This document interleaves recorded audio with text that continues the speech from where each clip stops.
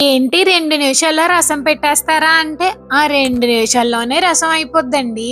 అంత సింపుల్ మరి. ఒక మిక్సీ జార్ తీసుకొని అందులో 2 వెల్లుల్లిపాయలు, 4 మిరియాలు, కొంచెం జీలకర్ర, కొంచెం ఉల్లిపాయలు, కొంచెం పచ్చిమిరపకాయలు, కొంచెం కొత్తిమీర వేసి పేస్ట్ చేసేసుకొని పక్కన పెట్టుకోండి అంతే.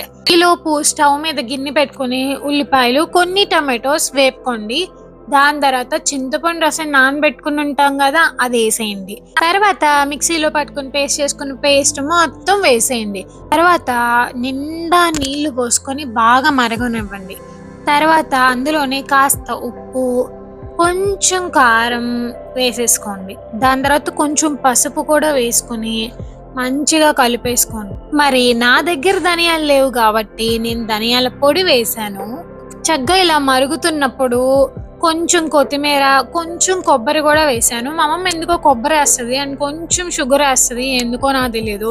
లాస్ట్‌లో రసం పౌడర్ వేసి మంచిగా తాలింపు పెట్టేసుకుంటున్నాను. ఆవాలు, కొంచెం జీలకర్ర, పచ్చెనపప్పు, ఇంగువ అన్నీ వేసి తాలింపు చట్పట్మనిపించాక మంచిగా తీసుకొచ్చి రసంలో వేసేసాను.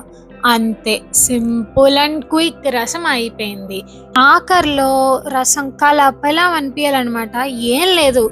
ఎంత బాగా మరిగితే అంత రుచి మరి.